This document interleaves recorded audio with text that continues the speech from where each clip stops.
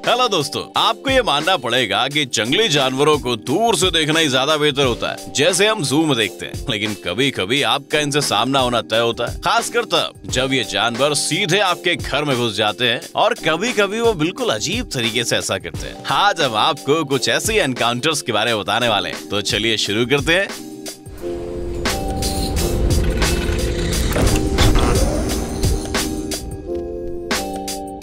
पेड़ पर भालू। आज की पहली स्टोरी कोलोराडो की है। अगर आपने कभी अपनी खिड़की के बाहर बर्ड फीडर रखा है तो आपको शायद वहाँ पर हमेशा एक ही तरह के बर्ड्स देखने को मिलते होंगे। कभी कभी आपको कुछ रेयर बर्ड्स या गिलहरी भी दिखाई दे जाती होगी, लेकिन आपको वो मेहमान तो बिल्कुल नहीं दिखाई देता होगा जिसे स्कॉट बिक्सबी ने देखा। क्या होता है, भूख लगने पर ना आप अपने आप में नहीं रहते। ये कहावत उस लोकल बियर पर ठीक बैठती है जो खाने के लिए खुद को छोटी चिड़िया समझकर ऊंचे पेड़ पर चढ़ गया था। आपको ये तो मानना पड़ेगा कि सुबह सुबह भालू को देखने पर आपको उठने के लिए कॉफी की भी जरूरत नहीं पड़ेगी। ऐसी सिचुएशन में आप क्या करते बताइए? अगर आपके पास कॉमन सेंस होगा तो शायद आप जल्दी से अपनी खिड़कियां दरवाजे बंद करके घर में छिप जाएंगे और भालू के ब्रेकफास्ट खत्म होने तक का वेट करेंगे। लेकिन पता नहीं क्यों स्कॉट को लगा कि वो उस भालू को समझा सकते हैं। उन्होंने बालकनी में जाकर भालू को सिंपली डाउन बोला। शुरू में उसने कुछ रिएक्ट नहीं किया, लेकिन बिक्सबी क्या मानने वाले थे। उन्होंने अपने हाथ से ताली बजाकर दोबारा उसे नीचे आने के लिए कहा, जैसे मानो वो कोई खतरनाक जानवर नहीं बल्कि कोई ट्रेन्ड पप्पी हो। And it work. हम उनकी हिम्मत की जितनी तारीफ करें उतनी कम है, क्योंकि जितनी तेजी से वो भालू पेड़ पर चढ़ा था, उसे देखते हुए ऐसा नहीं लगता कि उसके लिए बालकनी में कूदना कुछ खास मुश्किल होता। ऑटर का हमला।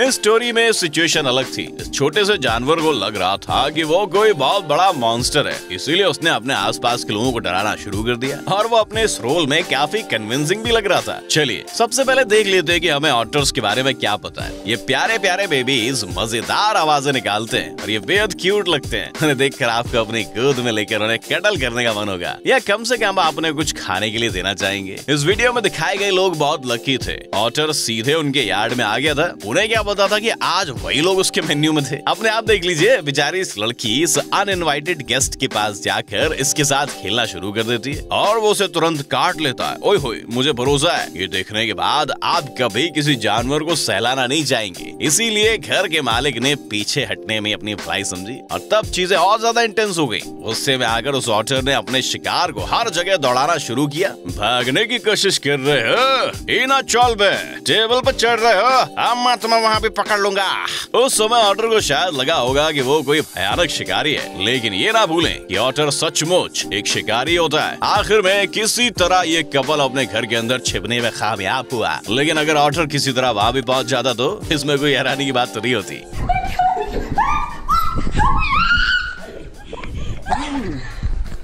Oh my God! पोर्च पर अजगर।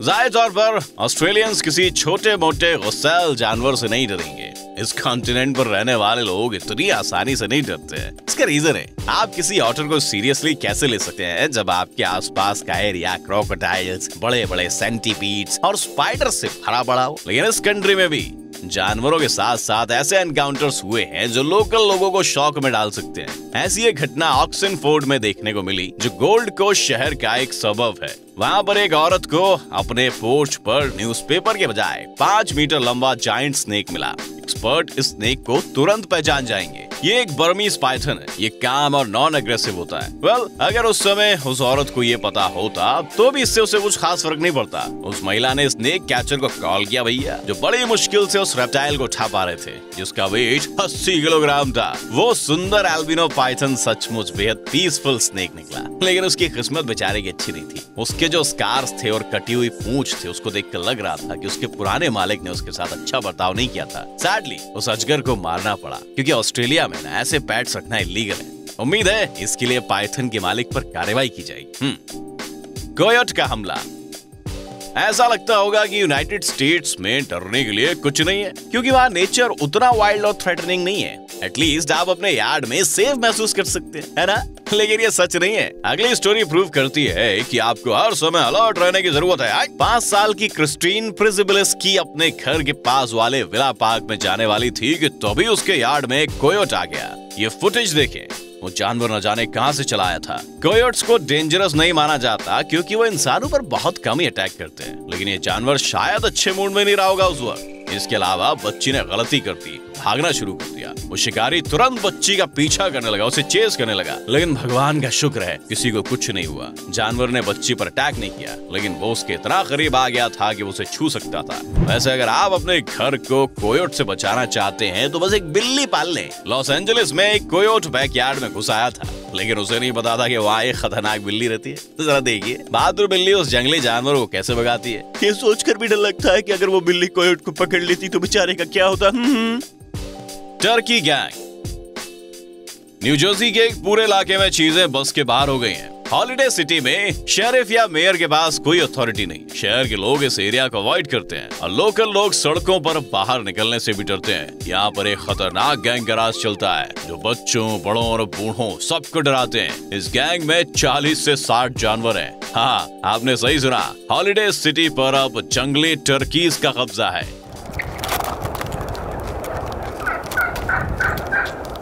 ये वो सेल बर्ड्स थैंक्सगिविंग का बदला लेती हैं। वो कार्स पर चोंच मारती हैं, सड़कों और घरों के एंट्रेंस ब्लॉक कर देती हैं और लोगों के ऊपर चढ़ जाती हैं। इस गलतफहमी में ना रहे कि ऐसी लड़ाई में आप आसानी से भारी पड़ जाएंगे। टर्कीज का वजन 11 किलो तक जा सकता है और वो 32 किलोमीटर पर आवर की स्पीड से दौड़ती हैं। ये बर्ड्स जीन्स में छेद करके आपकी स्किन तक पहुंच सकती हैं और बड़े घाव दे सकती हैं। ये फ्यूरियस टर्कीज एक दूसरे से भी लड़ती हैं और ऐसे बैटल्स के दौरान वो कई बार घरों की खिड़कियां भी तोड़ देती हैं। ये टर्कीज रुकने वाली नहीं है, वो अपना क्रिमिनल एम्पायर फैला रही हैं। रोड आइलैंड में एक टर्की बाथरूम की खिड़की तोड़कर अंदर आ गई थी और ना जाने कैसे इसने पानी खोल दिया था। जब टेनेंट घर आई तो उसका पूरा कमरा पानी से भरा हुआ था।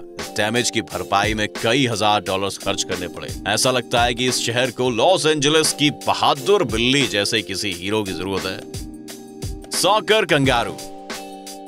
जानवरों को इससे कोई फर्क नहीं पड़ता कि हम क्या कर रहे हैं या कितना इंपॉर्टेंट हो सकता है वो चीज हमारे लिए। उनके लिए इंसानों के काम में दखल देना काफी नॉर्मल बात है, बड़ी कैजुअल सी। हमारी अगली स्टोरी से प्रूव करेगी ऐसा केवल ऑस्ट्रेलिया में हो सकता था। लोकल फुटबॉल क्लब्स बैलकॉनन यूनाइटेड और कैनबेरा के बीच के मैच का फर्स्ट हाफ पूरा होने के बाद एक कंगारू मैदान में आके कूद पड़ा। शायद उसने सोचा होगा कि उनमें से किसी टीम का गोलकीपर अच्छा नहीं है और अब उसे बदलने का टाइम आ गया। कंगारू गोल के पास लेट गया और उसने कुछ बॉल्स को वापस भी फेंका। वैसे लोग उसे मैदान से भगाने में कामयाब हो गए थे, लेकिन वो एक कोने से मैच देखता रहा। ऐसे कौन दौड़ता है, तुम इसे फुटबॉल कहते हो? कंगारू इतना ज्यादा गुस्सा हुआ कि सेकंड हाफ की शुरुआत में वो दोबारा मैदान पर चला आया ताकि प्लेयर्स को दिखा सके कि फुटबॉल कैसे खेली जाती है। उसने बिजली की तेजी से आगे पीछे दौड़ते हुए पूरे स्टेडियम का चक्कर लगाया और उसके बाद प्राउडली वहां से चला गया। इसकी वजह से 20 मिनट तक मैच रुका हुआ था, लेकिन फैंस को इससे कोई परेशानी नहीं थी, वो चिल थे।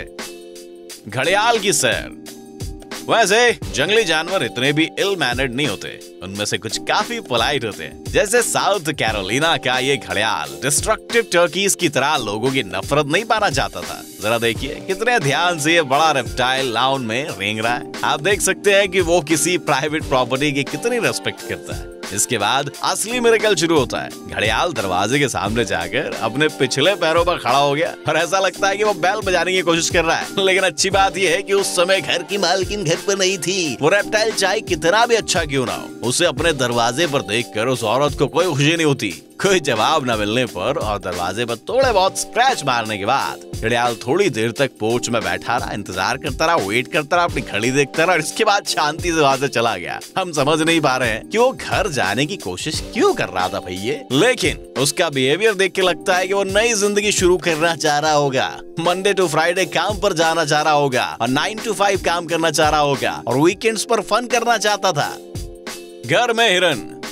कोलोराडो की ये फैमिली न केवल जंगली जानवरों को अपने घर में इनवाइट करती है, बल्कि उनके लिए खाने की टेबल भी सजाती है। नॉर्थ अमेरिका के स्टेट में हिरणों की सबसे बड़ी आबादी पाई जाती है, इसलिए आपको अक्सर रेजिडेंशियल एरियाज में आर्टियोडेक्टाइल्स घूमते हुए दिखाई पड़ सकते हैं। हालांकि शायद उन्हें पहले कभी ऐसा वार्म वेलकम नहीं मिला होगा। जरा देखिए कैसे हिरन टोस्ट का मजा ले रहा है। भले ही टेबल पर कई सारे रसीले फल और सब्जियां उसके इंतजार में बेकरार हैं। हालांकि दूसरा गेस्ट काफी शाय था और वो दरवाजे के अंदर नहीं आया। अच्छी बात यह है कि घर के मालिकों ने इसे अंदर बुलाने की कोशिश नहीं की। जानवरों के साथ ऐसे एनकाउंटर्स हमेशा अच्छे नहीं होते। आपको हमारी बात पर भरोसा नहीं है? ये रहा प्रूफ। अब ये लड़की मैदान में घास चरते हुए इस प्यारे बेम्बी जैसे हिरन के बच्चे को सहलाना चाहती थी। इसमें क्या गलत हो सकता था?